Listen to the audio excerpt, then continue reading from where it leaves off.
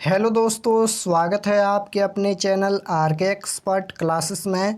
तो अभी के इस क्लास में मैट्रिक फाइनल बोर्ड परीक्षा 2025 के लिए हिंदी के वैसे महत्वपूर्ण प्रश्न देखेंगे जो आपके फाइनल बोर्ड परीक्षा 2025 में पूछा जाएगा।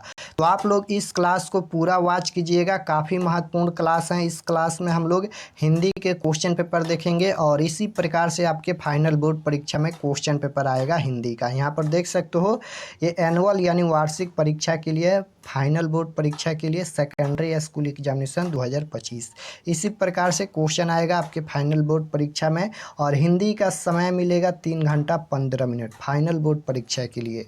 तो चलिए हम क्लास को स्टार्ट करते हैं और फर्स्ट क्वेश्चन पर आते हैं। और अगर आप लोग चैनल पर नए होंगे तो चैनल को सब्सक्राइब कर लीजिएगा ताकि आने वाले नेक्स्ट क्लास आपके पास जरूर पहुँचे। तो फर्स्ट क्वेश्चन है कि उच्चतर शिक्षा के लिए भीमराव अंबेडकर किस देश में गए थे। बताना है, यहाँ पर आप लोग भी आंसर देते चलिए कमेंट बॉक्स में। उच्चतर शिक्षा के लिए भीमराव अंबेडकर किस देश में गए थे, इंग्लैंड, रूस या जापान या अमेरिका। तो राइट आंसर क्या हो जाएगा, आपको याद रखना है कि उच्चतर शिक्षा के लिए भीमराव अंबेडकर कहाँ गए थे, तो इंग्लैंड गए थे। राइट आंसर ऑप्शन नंबर ए हो जाएगा फर्स्ट क्वेश्चन का। क्वेश्चन नंबर 2 की ओर चलते हैं और 2 नंबर क्वेश्चन है कि जाति पांति तोरक मंडल का वार्षिक सम्मेलन किस वर्ष हुआ था। तो आपको याद रखना है किस वर्ष हुआ था, तो 1936 ईस्वी में हुआ था। Right answer option number B हो जाएगा क्वेश्चन नंबर 2 का। क्वेश्चन नंबर 3 देखिए, 3 नंबर क्वेश्चन पूछा गया है कि निम्न में से कौन पड़ोसियों के आवारागर्द छोकरों के साथ लट्टू नचा रहा था, तो Madan. Right answer option number C हो जाएगा। क्वेश्चन नंबर 4 पूछा गया है कि भारत से हम क्या सीखे शीर्षक पाठ साहित्य की कौन सी विधा है। भारत से हम क्या सीखे शीर्षक पाठ साहित्य की कौन सी विधा है। तो आपको याद रखना है यह भाषण है। भारत से हम क्या सीखे, भाषण है। Right answer option number D हो जाएगा। क्वेश्चन नंबर 5 पूछा गया है, यहाँ पर 5 नंबर क्वेश्चन है कि चारूचंद्र लेख नामक उपन्यास किस लेखक की रचना है। तो ये हजारी प्रसाद द्विवेदी जी की रचना है। राइट आंसर ऑप्शन नंबर ए हो जाएगा क्वेश्चन नंबर 5 का। क्वेश्चन नंबर 6 पूछा गया है कि लेखक गुणाकर मूल्य की शिक्षा की भाषा क्या थी। लेखक गुणाकर मूल्य की शिक्षा की भाषा क्या थी। तो राइट आंसर क्या हो जाएगा, मराठी थी। Right answer option number B होगा। क्वेश्चन नंबर 7 पूछा गया है, हमारे पड़ोसी देश नेपाल की नेपाली व यहाँ पर नेवारी भाषाएं किस लिपि में लिखी जाती हैं। तो राइट आंसर क्या हो जाएगा, यहाँ पर देवनागरी लिपि हो जाएगा। Right answer option number B होगा। क्वेश्चन नंबर 8 पूछा गया है कि निम्न में से जैन गणितज्ञ कौन है। तो राइट आंसर क्या हो जाएगा, Mahaviracharya. Right answer option number C होगा। क्वेश्चन नंबर 9 पूछा गया है कि बहादुर शीर्षक कहानी के लेखक का क्या नाम है। बहादुर शीर्षक कहानी के लेखक का क्या नाम है। तो आपको याद रखना है बहादुर शीर्षक कहानी के लेखक का नाम अमरकांत है। Right answer option number D हो जाएगा। बहादुर कहानी के लेखक कौन है, अमरकांत हैं। क्वेश्चन नंबर 10 पूछा गया है, बहादुर शीर्षक कहानी में कौन अपने शरीर की मालिश बहादुर से कराता था। बताना है कि बहादुर शीर्षक कहानी में कौन अपने शरीर की मालिश बहादुर से कराता था। तो आपको याद रखना है किशोर। Right answer option number D हो जाएगा। 11 नंबर क्वेश्चन पूछा गया है, यहाँ पर ये 11 नंबर क्वेश्चन है। 11 रुपये साड़ी के खूंट से निकाल कर यहीं चरपाई पर रखे पर वे मिल नहीं रहे हैं, यह किसने कहा। बताना है 11 नंबर क्वेश्चन में कि 11 रुपये साड़ी के खूंट से निकाल कर यहीं चरपाई पर रखे पर वे मिल नहीं रहे हैं, यह किसने कहा। तो रिश्तेदार की पत्नी ने कहा। Right answer option number B हो जाएगा। और 11 रुपये का ही चोरी का आरोप लगता है बहादुर पर। क्वेश्चन नंबर 12 पूछा गया है, यहाँ पर लेखक रामविलास शर्मा का जन्म किस वर्ष हुआ था। लेखक रामविलास शर्मा का जन्म किस वर्ष हुआ था। तो आपको याद रखना है 1912 ईस्वी में। राइट आंसर सी हो जाएगा।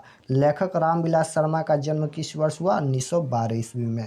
क्वेश्चन नंबर 13 देखिए, 13 नंबर क्वेश्चन पूछा गया है, जो साहित्य दूसरे की नकल करके लिखा जाए वह अधम कोटि का होता है और सांस्कृतिक असमर्थता का सूचक होता है पंक्ति किस शीर्षक पाठ से लिया गया है।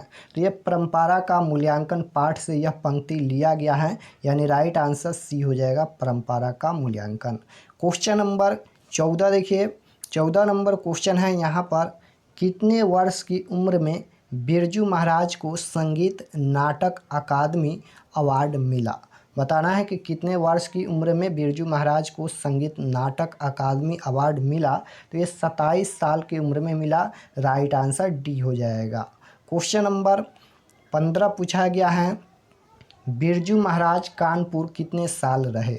बिरजू महाराज कानपुर कितने साल रहे, तो आपको याद रखना है कि दो ढाई साल, यानी right answer option number B हो जाएगा। क्वेश्चन नंबर 16 देखिए, पूछा गया है कि व्यंजन वनों की कितनी श्रेणियां हैं। व्यंजन वनों की कितनी श्रेणियां हैं, तो राइट आंसर क्या हो जाएगा, 3 श्रेणियां हैं, राइट आंसर सी होगा। क्वेश्चन नंबर 17 पूछा गया है यहाँ पर, जिस स्वर के उच्चारण में तिगुना समय लगे उसे क्या कहते हैं। व्याकरण का भी क्वेश्चन है कि जिस स्वर के उच्चारण में तिगुना समय लगे उसे क्या कहते हैं। तो राइट आंसर क्या हो जाएगा, प्लुप्त स्वर कहते हैं, right answer option number D होगा। क्वेश्चन नंबर 18 पूछा गया है कि हिंदी में अनुनासिक वर्णों की संख्या कितनी है। बताना है कि हिंदी में अनुनासिक वर्णों की संख्या कितनी है, तो 2 हैं, right answer option number A होगा। क्वेश्चन नंबर 19 पूछा गया है कि स्वर संधि के कितने भेद होते हैं। स्वर संधि के कितने भेद होते हैं, तो स्वर संधि के 5 भेद होते हैं, राइट आंसर बी हो जाएगा। क्वेश्चन नंबर 20 पूछा गया है यहाँ पर, दुष्कर शब्द का संधि विच्छेद क्या होगा। तो राइट आंसर क्या हो जाएगा, दु प्लस कार, right answer option number C होगा। क्वेश्चन नंबर 21 पूछा गया है कि य र ल व कौन व्यंजन कहलाते हैं। तो कौन सा व्यंजन कहलाते हैं, तो अंतःस्वर्थ व्यंजन, यानी right answer option number D हो जाएगा।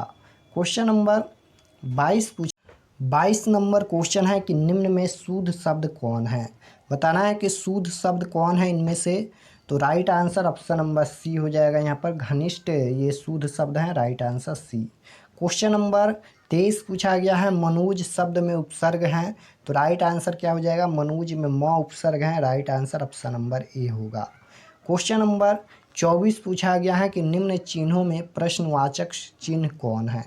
बताना है कि निम्न चिन्हों में प्रश्नवाचक चिन्ह कौन है।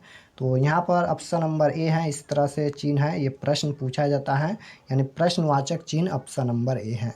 क्वेश्चन नंबर 25 पूछा गया है कि संज्ञा के कितने भेद होते हैं। संज्ञा के कितने भेद होते हैं, 4, 5, 6 या 7।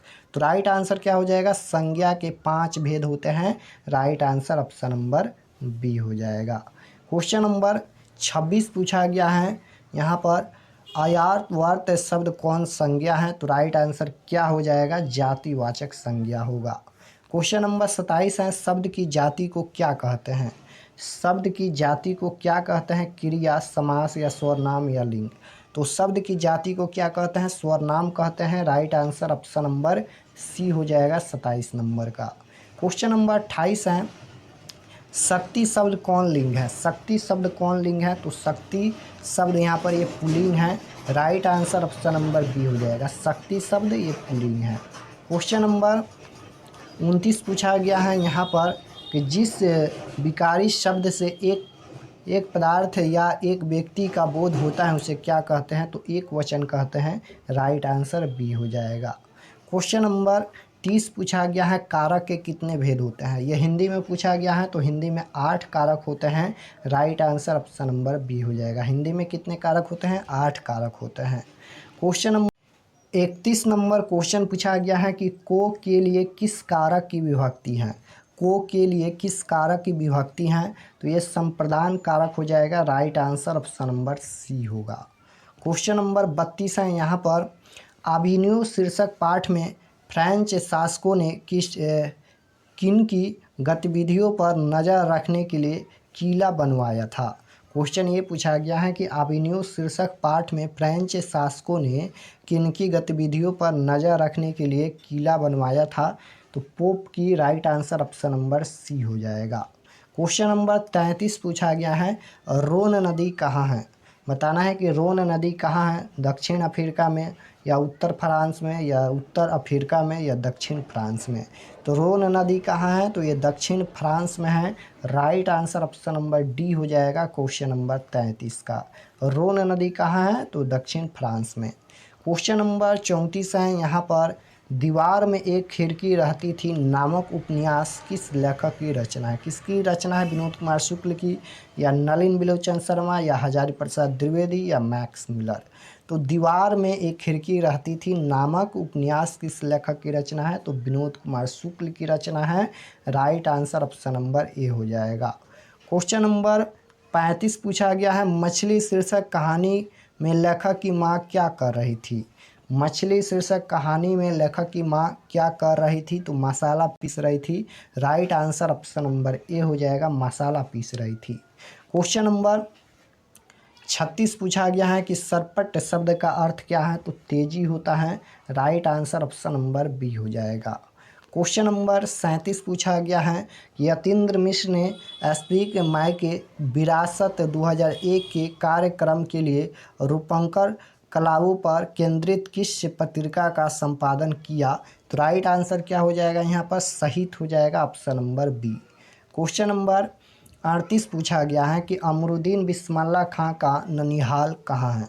तो राइट आंसर क्या हो जाएगा, अमरुद्दीन यानी बिस्मिल्लाह खां का ही नाम है। ननिहाल कहाँ है, तो राइट आंसर डी हो जाएगा, काशी। क्वेश्चन नंबर 39 पूछा गया है कि बिस्मिल्लाह खां अमरुद्दीन फिल्म देखने के लिए किन से 6 पैसे लेते थे। तो क्या हो जाएगा, नानी से। ऑप्शन नंबर सी हो जाएगा। क्वेश्चन नंबर 40 पूछा गया है, हरिजन नामक ऐतिहासिक पत्र के रचनाकार का नाम क्या है। बताना है कि हरिजन नामक ऐतिहासिक पत्र के रचनाकार का नाम क्या है। ये ऑप्शन है महात्मा गांधी, बी ऑप्शन है यतीन्द्र मिश्र, सी ऑप्शन है अमरकांत, डी ऑप्शन है गुणाकर मूल्य। तो राइट आंसर क्या हो जाएगा, हरिजन नामक ऐतिहासिक पत्र के रचनाकार महात्मा गांधी हैं। Right answer option number A होगा। क्वेश्चन नंबर 41 पूछा गया है, महात्मा गांधी की हत्या किस वर्ष हुई, तो 1948 ईस्वी में। राइट आंसर बी हो जाएगा। क्वेश्चन नंबर 42 पूछा गया है, सेन साहब की कितनी लड़कियां थी। सेन साहब की कितनी लड़कियां थी, तो सेन साहब की 5 लड़कियां थी। Right answer option number C हो जाएगा। क्वेश्चन नंबर 43 पूछा गया है कि दक्षिण भारत के पांड्य प्रदेश से किस राजा के पालियम ताम्रपत्र मिले हैं। तो right answer option number B हो जाएगा, राजा रत्न सेन के। क्वेश्चन नंबर 44 है, बेतमा दान पत्र किस वर्ष का है, तो ये 1020 ईस्वी का है। राइट आंसर ऑप्शन नंबर ए हो जाएगा। क्वेश्चन नंबर 45 पूछा गया है कि थ का उच्चारण स्थान क्या है। थ का उच्चारण स्थान पूछा गया है, तो थ का उच्चारण स्थान दंत होता है। Right answer option number B हो जाएगा। क्वेश्चन नंबर 46 है, शिकारी ने बाघ मारा किस कारक का उदाहरण है। शिकारी ने बाघ मारा किस कारक का उदाहरण है, तो ये कर्ता कारक हो जाएगा। Right answer C. Question number 47 है, वह जो न करे सो थोड़ा किस शौर नाम का उदाहरण है। वह जो न करे सो थोड़ा किस शौर नाम का उदाहरण है। संबंधवाचक शौर नाम, निजवाचक शौर नाम या निश्चयवाचक सर्वनाम या प्रश्नवाचक सर्वनाम। तो राइट आंसर क्या हो जाएगा, संबंधवाचक सर्वनाम। ऑप्शन नंबर ए बिल्कुल राइट आंसर होगा। क्वेश्चन नंबर 48 है, ऐसा आदमी किस विशेषण का उदाहरण है। ऐसा आदमी किस विशेषण का उदाहरण है, तो गुणवाचक विशेषण है। Right answer option number A होगा। क्वेश्चन नंबर 49 पूछा गया है कि धार्मिक शब्द में प्रत्यय है। धार्मिक में कौन सा प्रत्यय है, तो प्रत्यय शब्द के लास्ट में जुड़ता है, क प्रत्यय तो होगा नहीं। धार्मिक में कौन सा प्रत्यय होगा, देखिए तो ए बी सी और डी। राइट आंसर क्या हो जाएगा, धार्मिक में इक प्रत्यय होगा। राइट आंसर सी होगा। क्वेश्चन नंबर 50 पूछा गया है कि जिन क्रियाओं से इस बात का बोध हो कि कर्ता स्वयं कार्य न करके किसी दूसरे को कार्य करने के लिए प्रेरित करता है, उसे कौन क्रिया कहते हैं। तो राइट आंसर क्या हो जाएगा, प्रेरणात्मक क्रिया। राइट आंसर ऑप्शन नंबर ए हो जाएगा। तो आज के क्लास में हम लोग हिंदी के 50 क्वेश्चन देखे हैं। आप लोग कमेंट में बताना कि आप लोग का 50 प्रश्न में से कितना प्रश्न सही हुआ। और अगर आप लोग चैनल पर नए होंगे तो चैनल को ज़रूर सब्सक्राइब कर लीजिएगा, ताकि आने वाले नेक्स्ट क्लास आपके पास ज़रूर पहुँचे। तो मिलते हैं नेक्स्ट क्लास में। आप लोग ज़्यादा से ज़्यादा सेल्फ स्टडी कीजिए, रिवीजन ज़रूर कीजिए, क्योंकि फाइनल बोर्ड परीक्षा का समय बहुत ही कम बचा है। मिलते हैं नेक्स्ट क्लास में।